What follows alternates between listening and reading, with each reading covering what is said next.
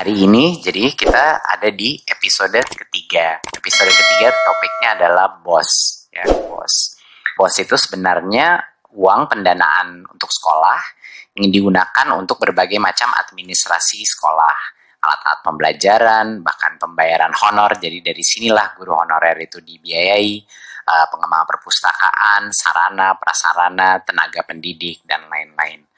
Nah, jadinya sebenarnya di luar BOS itu yang nggak ada di sini yang besar itu contohnya adalah gaji guru PNS itu melalui DAU ya, sekedar untuk pengenalan aja. Itulah perbedaannya kenapa dana BOS dan dana-dana yang lain.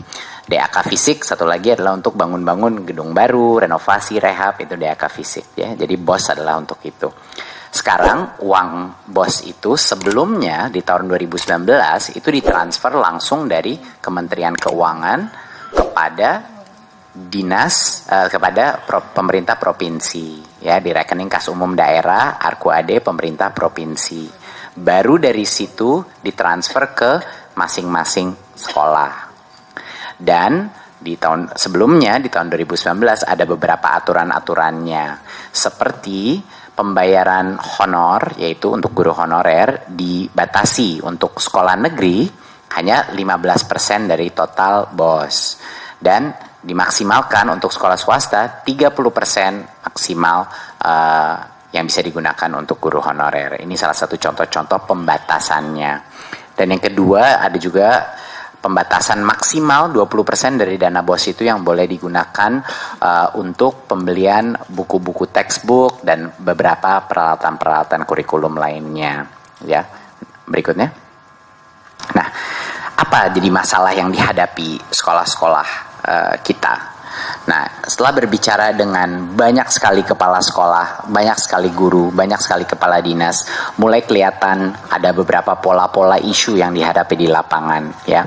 Karena mulai dari sekarang Kemendikbud itu ingin benar-benar fokus kepada end user kita, yaitu sekolah-sekolah ya, sekolah-sekolah kita. Jadi semua permasalahan yang mereka ajukan ke kita itu ingin kita hadapi, ingin kita berikan penyesuaian, penyempurnaan.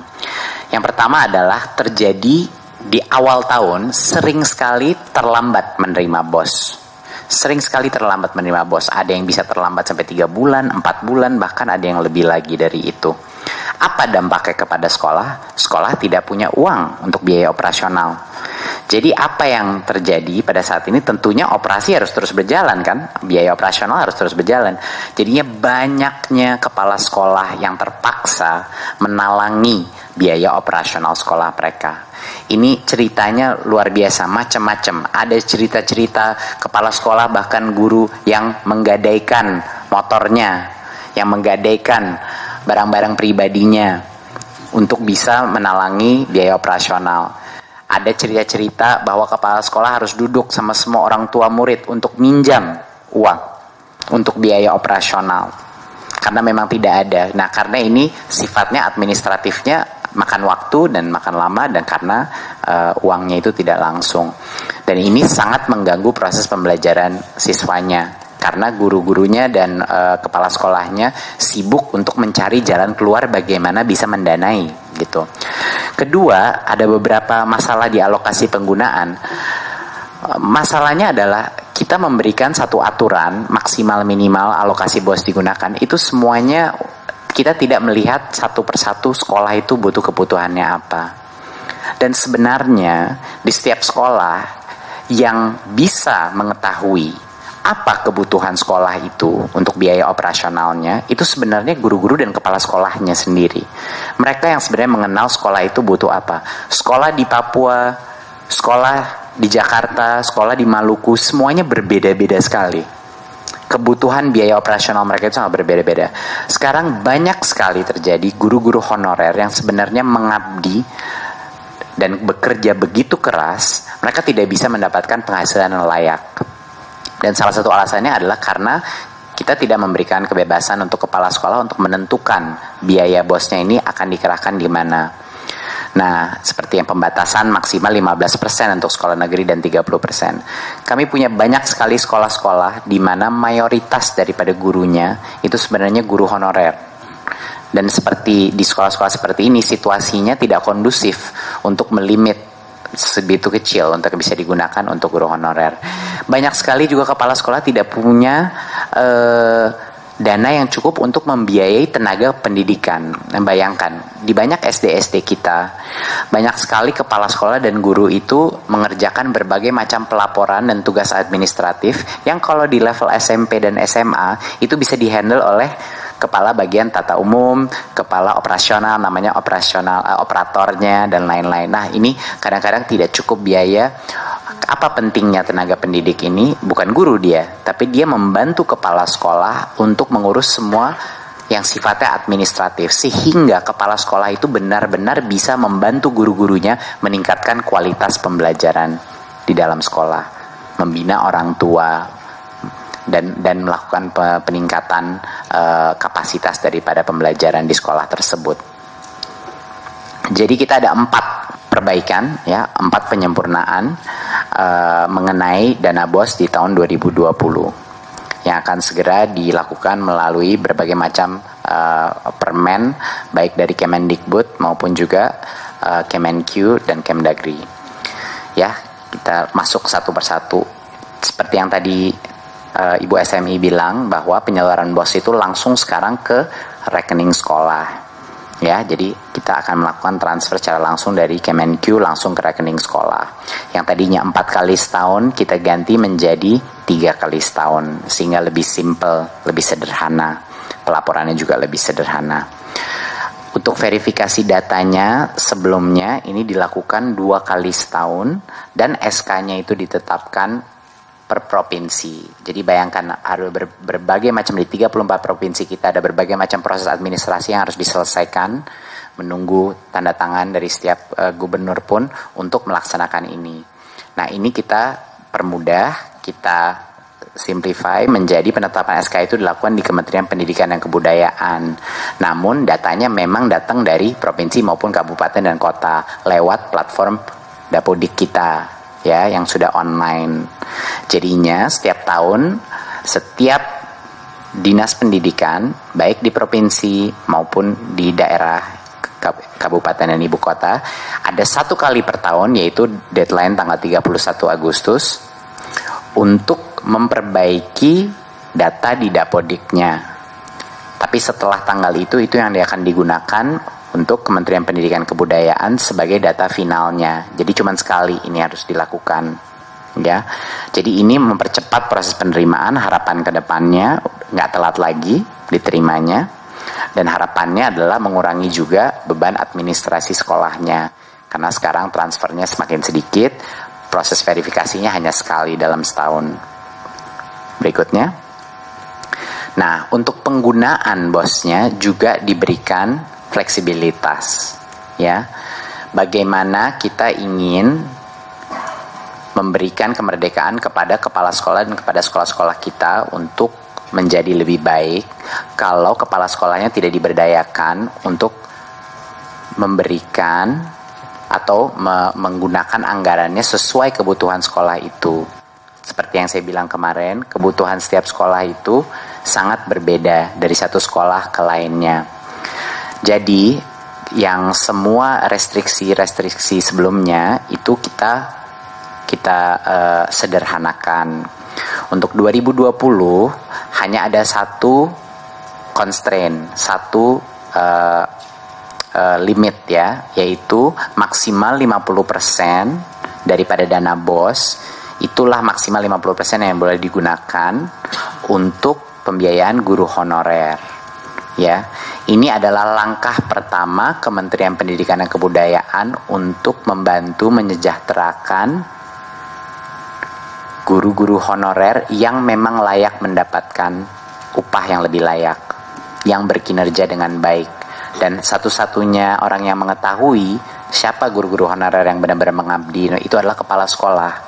Jadi kita berikan kewenangan ini, kita berikan otonomi bagi kepala sekolah untuk menentukan. Jadi yang tadinya cuma 15% daripada dana BOS bisa digunakan, sekarang naik menjadi maksimal 50%. Ini juga memberikan kebebasan menggunakan dalam 50% ini bisa untuk tenaga pendidik seperti membiayai operator bagi kepala sekolahnya, agar kepala sekolahnya bisa benar-benar berfungsi sebagai pemimpin pembelajaran, bukan pemimpin operasional sekolah.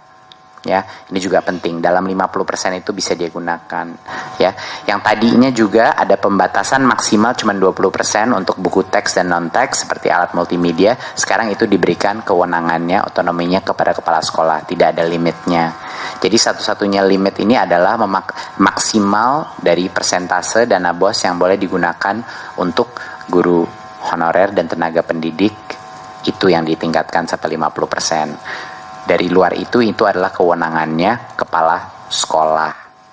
Nah, ini adalah esensi dari Merdeka Belajar. Ini juga esensi dari jawaban pertama Kementerian Pendidikan dan Kebudayaan terhadap banyaknya masukan baik dari guru non-PNS maupun guru PNS yang telah berbicara dengan saya dan bilang banyaknya guru-guru honorer yang mengabdi luar biasa dan yang sebenarnya tidak mendapat upah yang layak. Ini langkah pertama, ini bukan solusi. Tapi ini adalah paling tidak langkah pertama untuk meningkatkan kesejahteraan guru honorer. Ya, next. Kabar gembira juga bahwa nilai satuan BOS itu meningkat. Kenapa tadi yang tadi Ibu SMI bilang mengenai peningkatan dari BOS untuk tahun 2020 ini, breakdownnya seperti ini, bahwa yang meningkat itu sebenarnya SD satuan, harga satuannya untuk SD, SMP dan SMA sudah naik ya untuk tahun ini perubahan dari tahun 2019 ke 2020 ya.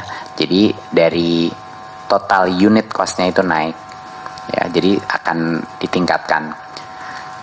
Berikutnya, nah tidak berarti bahwa kalau kita memberikan otonomi, kita memberikan fleksibilitas, bukan berarti akuntabilitas dan transparansi tidak menjadi penting, malah menjadi lebih penting.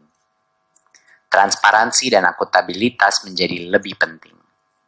Ya, semakin besar, semakin banyak diberikan kebebasan dalam alokasi penggunaannya, semakin tinggi harus transparansi dan akuntabilitasnya ya. Jadi yang dimana 2019 itu kami hanya menerima sekitar 53% daripada sekolah itu melaporkan melewat sistem online kita penggunaan BOS-nya itu seperti apa yang sampai di Kemendikbud. Mulai 2020 itu adalah suatu kondisi untuk penerimaan. Jadinya kalau misalnya setelah, tadi kan kata Ibu Menkyu, bahwa kalau kita ada 3 kali penyaluran, kalau Kemendikbud tidak menerima laporan BOS tersebut lewat via online, seperti di situ websitenya, pada tahap pertama dan kedua, yang ketiga tidak akan ditransfer BOS-nya. Jadinya kita harus ada 100% dari semua sekolah melakukan pelaporan lewat online untuk bisa menerima yang kiriman terakhir, yang ketiga. Ya, ini aturan yang kami perketat sehingga yang tadinya 53% saja yang melapor, kita ingin angka itu sampai 100%. Sekolah pun, masing-masing sekolah harus mempublikasikan penerimaan dan penggunaan dana itu di papan informasi sekolah yang mudah diakses oleh masyarakat. Ini bagian dari kebijakannya. Jadinya bukan hanya kementerian saja yang bisa melihat hasil laporannya, tapi juga masyarakat di sekitar sekolah, komunitas, orang tua bisa melihat dana BOS itu digunakan untuk apa. Ya, ini untuk meningkatkan transparansi. Ya, harapan kami adalah dengan memberikan fleksibilitas dan kebebasan untuk kepala sekolah menentukan apa yang dia ingin biayai, bahwa pelaporannya pun lebih akurat. Apa yang dilaporkan untuk apapun tuh lebih akurat. Jadi kita bisa menganalisa, mengevaluasi, dan melakukan kebijakan lainnya dengan cara yang lebih baik. Berikutnya. Ya, Saya kira dari sini saja, dari yang perubahan-perubahan untuk episode ketiga kita kali ini. Ada mungkin beberapa poin terakhir adalah untuk sekedar mengingatkan bahwa kedepannya sebenarnya arah yang kita inginkan untuk Dana BOS ini adalah melalui platform teknologi. Ini sangat penting. Kedepannya yang akan kami lakukan juga sedang dalam proses perencanaan itu adalah bagaimana kita bisa menggunakan teknologi untuk meningkatkan transparansi daripada penggunaan Dana BOS. Dan teknologi inilah yang akan kami gunakan untuk juga meningkatkan kualitas pengadaan, transparansi pengadaan untuk semua sekolah-sekolah di Indonesia untuk Dana BOS-nya. Jadi ke depannya tentunya solusinya yang terbaik itu di teknologi, tapi itu yang sedang dirancang. Jadinya itu mungkin akan makan lebih banyak waktu untuk mendesain, tapi itu yang sedang kami lakukan di Kementerian Pendidikan dan Kebudayaan. Dan yang kedua adalah kami sangat senang juga bahwa dari Dana Desa pun akan melakukan transfer yang langsung karena salah satu ambisi dari Kementerian Pendidikan dan Kebudayaan dengan program Kampus Merdeka adalah untuk bisa sebanyak mungkin mahasiswa dengan tim-timnya mereka turun ke desa-desa dan dengan 1 full semester maupun 2 semester bisa melakukan perbaikan infrastruktur, perbaikan kualitas SDM, proyek-proyek di desa untuk mendukung proyek-proyek Dana Desa untuk meningkatkan kualitas output daripada pendanaan Dana Desa tersebut dan juga menjadi pembelajaran bagi mereka dan juga penguatan karakter agar mereka tahu seperti apa rakyat Indonesia di desa itu hidup. Jadi ini sangat berkait dan akan sangat relevan sebenarnya untuk